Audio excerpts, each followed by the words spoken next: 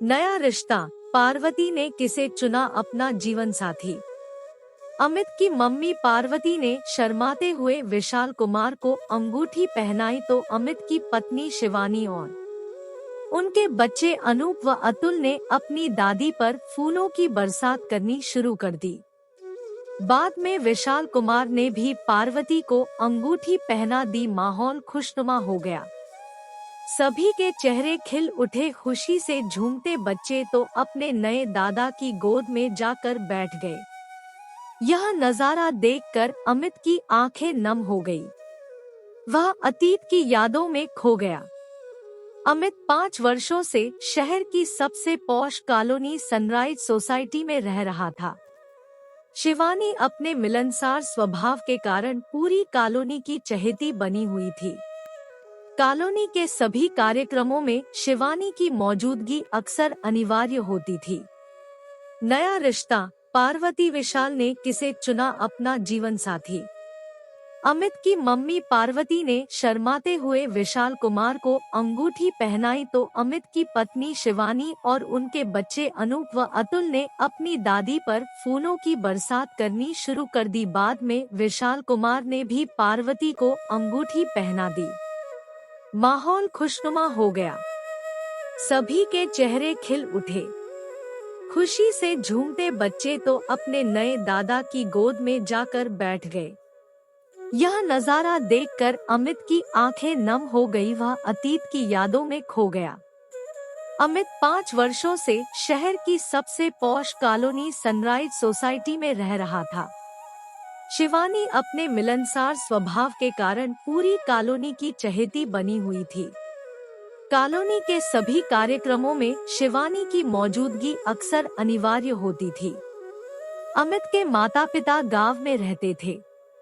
अमित चाहता था कि वे दोनों उसके साथ मुंबई में रहने के लिए आ जाएं, मगर उन्होंने गांव में ही रहना ज्यादा पसंद किया। वे साल में 1-2 बार 15 से 20 दिनों के लिए जरूर अमित के पास रहने के लिए मुंबई आते थे, मगर मुंबई आने के 8 से 10 दिनों बाद ही गांव लौटने का राग आलापने लग जाते थे। वक्त बीत रहा था। एक दिन रात को 2 बजे अमित का मोबाइल बजा। हेलो अमित बेटा, मैं तुम्हारे पिता का पड़ोसी रामप्रसाद बोल रहा हूँ। बहुत बुरी खबर है, तुम्हारे पिता शांत हो गए हैं। अभी घंटे भर पहले उन्हें हार्ट अटैक आया था। हम उन्हें अस्पताल लेकर जा रहे थे, रास्ते में ही उन्होंने दम तोड़ दिया। अपने पिता की मृत्यु के बाद अमित अपनी मम्मी को अपने साथ मुंबई लेकर आ गया। बतौर अध्यापिका सेवानिवृत्त हुई पार्वती अपने पति के निधन के बाद बहुत अकेली हो गई थी। पार्वती को पुस्तकें पढ़ने का बहुत शौक था। अमित और शिवानी के नौकरी पर जाने के बाद वह अपने पोते अनूप और अतुल को पढ़ाती थी। उनके होमवर्क में मदद भी करती थी। पार्वती को अमित के पास आए 2 साल हो गए थे। अमित के पड़ोस में विशाल कुमार रहते थे। वे विधुर थे, नेवी से 2 साल पहले ही रिटायर होकर रहने के लिए आए थे। उनका एक ही बेटा था जो यूएस में सेटल हो गया था। एक दिन शिवानी ने पार्वती की पहचान विशाल कुमार से करवाई। दोपहर में जब बच्चे स्कूल चले जाते थे तब दोनों मिलते थे। कुछ दिनों तक दोनों के बीच औपचारिक बातें होती थी। धीरे धीरे औपचारिकता की दीवार कब ढह गई, उन्हें पता न चला। अब दोनों के बीच घनिष्ठता बढ़ गई। पार्वती और विशाल कुमार का अकेलापन दूर हो गया। एक दिन शिवानी ने अमित से कहा, अमित पिछले कुछ दिनों से मम्मी में आ रहे बदलाव को तुमने महसूस किया क्या? अमित की समझ में कुछ नहीं आ रहा था। उसने विस्मय से पूछा, मैं कुछ समझा नहीं शिवानी, तुम क्या कह रही हो? अरे अमित, मम्मी अब पहले से ज्यादा खुश नजर आ रही है। उनके रहन सहन में भी अंतर आया है। पहले मम्मी अपने पहनावे पर इतना अधिक ध्यान नहीं देती थी, आजकल मैं बहुत ही करीने से रह रही है। उन्होंने अपने संदूक से अच्छी अच्छी साड़ियाँ निकालकर वार्डरोब में लटका दी है। आजकल वे शाम को नियमित रूप से घूमने के लिए जाती है। अमित ने शिवानी की बात बीच में काटते हुए पूछा, शिवानी मैं कुछ समझा नहीं, तुम क्या कह रही हो? अरे भाई, मम्मी को एक दोस्त मिल गया है, देखते नहीं, आजकल उनका चेहरा खिला हुआ नजर आ रहा है। व्हाट? कैसा दोस्त? कौन दोस्त? शिवानी प्लीज पहेली मत बुझाओ, खुलकर बताओ। अरे अमित, आजकल हमारे पड़ोसी विशाल अंकल और मम्मी के बीच याराना बढ़ रहा है। यह कहती हुई शिवानी खिलखिलाकर हंस पड़ी। वाह, यह तो बहुत अच्छी बात है। मम्मी वैसे भी अकेली पड़ गई थी, वे हमेशा किताबों में ही खोई रहती थी। कोई आदमी दिन भर किताबें पढ़कर या टीवी देखकर अपना वक्त भर कैसे गुजार सकता है? कोई तो बोलने वाला चाहिए ना। चलो अच्छा हुआ, मगर यह सब कब से हो रहा है? मैंने तो कभी महसूस नहीं किया, तुम्हारी पारखी नजरों ने यह सब कब भांप लिया? Shivani, you are great, Amit ने विस्मय से कहा। अरे अमित, तुम्हें अपने ऑफिस के काम, मीटिंग, प्रोजेक्ट्स आदि से फुर्सत ही कहाँ है?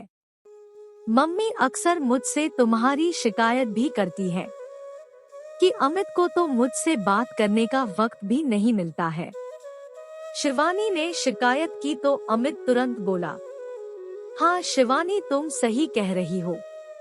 आजकल ऑफिस में इतना काम बढ़ गया है कि सांस लेने की फुर्सत तक नहीं मिलती है। मगर मुझे यह सुनकर अच्छा लगा कि अब मम्मी बोर नहीं होंगी। साथ ही हमें कभी बच्चों को लेकर 1-2 दिन के लिए बाहर जाना पड़ा तो मम्मी घर पर अकेली भी रह सकती हैं। अमित ने अपने दिल की बात कह दी। मगर अमित, मैं कुछ और सोच रही हूँ, शिवानी ने धीरे से रहस्यमय आवाज में कहा। तो अमित ने विस्मय भरी आंखों से शिवानी की सूरत को घूरते हुए कहा, हाँ बोलो बोलो, तुम क्या सोच रही हो? मैं सोच रही हूँ कि तुम विशाल अंकल को अपना पापा बना लो। शिवानी ने तुरुप का पता फेंक दिया। क्या तुम्हारा दिमाग तो नहीं खिसक गया? अमित लगभग चिल्लाते हुए बोला।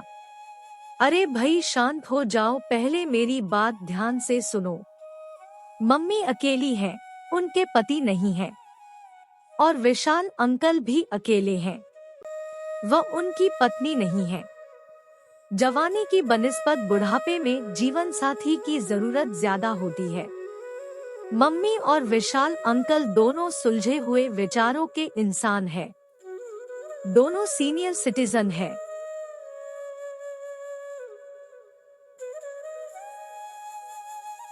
और अपनी पारिवारिक व सामाजिक जिम्मेदारियों से मुक्त है। विशाल अंकल का इकलौता बेटा है जो यूएस में सेटल है।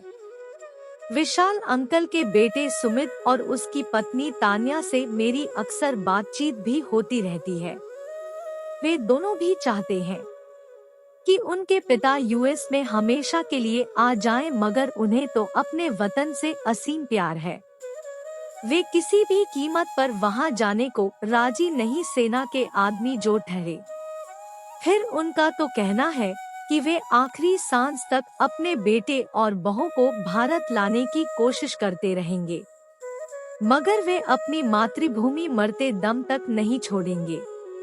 अमित बड़े ध्यान से शिवानी की बात सुन रहा था। शिवानी ने किंचित विश्राम के बाद कहा, अमित, अब मैं मुख्य विषय पर आती हूँ।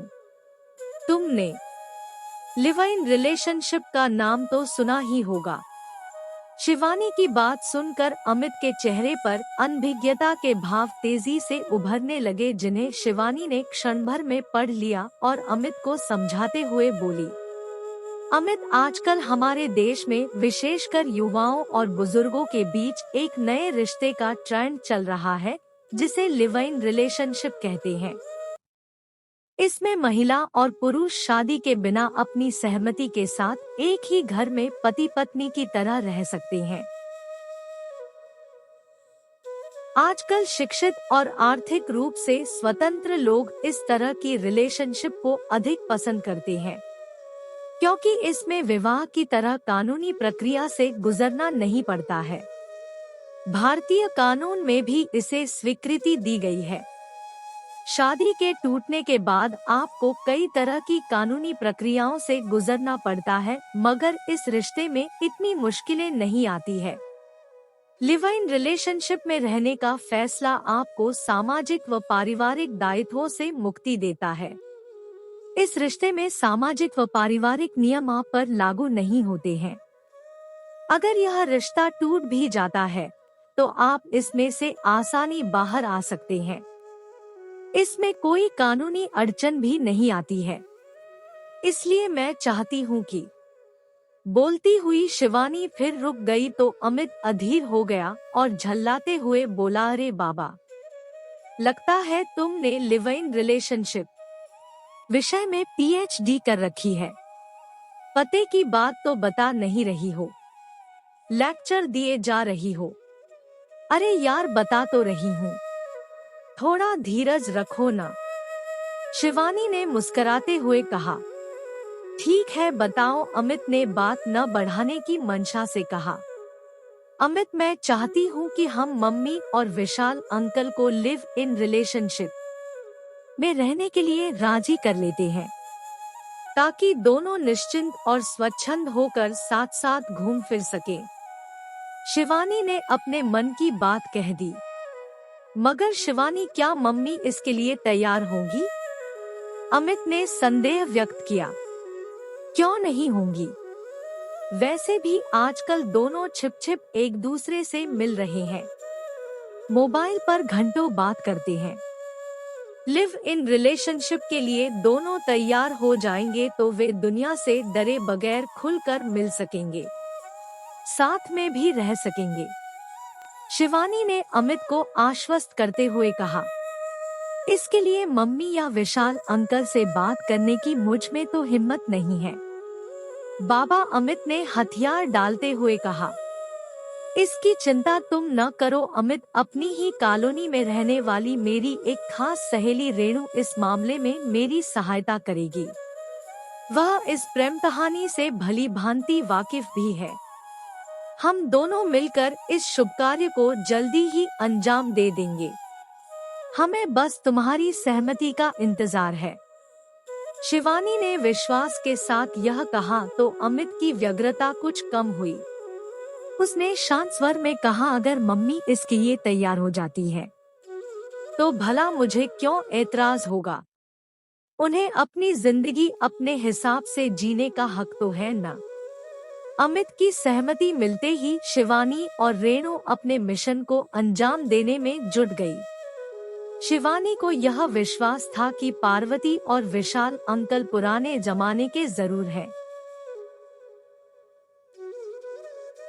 मगर उन्हें आधुनिक विचारधारा से कोई परहेज नहीं है।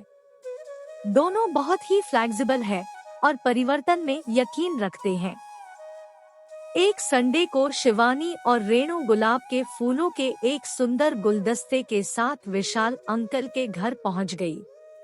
विशाल कुमार ने अपने चिरपरिचित मजाकिया स्वभाव में उनका स्वागत करते हुए कहा, वाह, आज सूरज किस दिशा में उदय हुआ है। आज तो आप दोनों के चरण कमल से इस गरीब की कुटिया पवित्र हो गई है। शिवानी और रेणु ने औपचारिक बातें समाप्त करने के बाद मुख्य बात की ओर रुख किया। रेणु ने कहना शुरू किया, अंकल, आपकी और पार्वती मैडम की दोस्ती से हम ही नहीं, पूरी कॉलोनी वाकिफ है। इस दोस्ती ने आप दोनों का अकेलापन और एकांतवास खत्म कर दिया है। कॉलोनी के लोग क्या कहेंगे यह सोचकर अक्सर आप दोनों छिप छिप कर मिलते हैं। अंकल, हम चाहते हैं कि आप दोनों ऑफिशियली एक दूसरे से एक नया रिश्ता बना लो और दोनों खुलकर दुनिया के सामने आ जाओ। कुछ गंभीर बने विशाल कुमार ने बीच में ही पूछा, मैं समझा नहीं रेणु, तुम कहना क्या चाहती हो? अंकल, आप और Parvati madam live in relationship बना लो, फिर आपको दुनिया का कोई डर नहीं रहेगा। आप कानूनी रूप से दोनों साथ साथ रह सकते हैं और घूम फिर सकते हैं। यह कहती हुई शिवानी ने लिव इन रिलेशनशिप के बारे में विस्तृत जानकारी विशाल अंकल दे दी। विशाल अंकल इसके लिए तुरंत राजी होते हुए बोले, यह तो बहुत अच्छी बात है। दरअसल मेरे और पार्वती के बीच अब तो अच्छी केमिस्ट्री बन गई है। हमारे विचारों में भी बहुत समानता है। हम जब भी मिलते हैं तो घंटों बातें करते हैं। पार्वती को हिंदी साहित्य की अकूत जानकारी है। उसने अब तक मुझे हिंदी की कई प्रसिद्ध कहानियां सुनाई हैं। अंकल, अब पार्वती मैडम को लिव इन रिलेशनशिप के लिए तैयार करने की जिम्मेदारी आपकी होगी। Yes, don't worry, I will do it. मगर जैसे आप दोनों ने मुझसे बात की है, वैसे एक बार पार्वती से भी बात कर लो तो ज्यादा ठीक होगा। बाकी मैं संभाल लूंगा। विशाल अंकल को धन्यवाद देकर शिवानी और रेणु खुशी खुशी वहां से विदा हुई। अगले संडे दोनों ने पार्वती से बात की। पहले तो उन्होंने नानू किया, मगर शिवानी और रेणु जानती थी कि पार्वती दिल से विशाल कुमार को चाहती है और वे इस रिश्ते के लिए ना नहीं कहेंगी।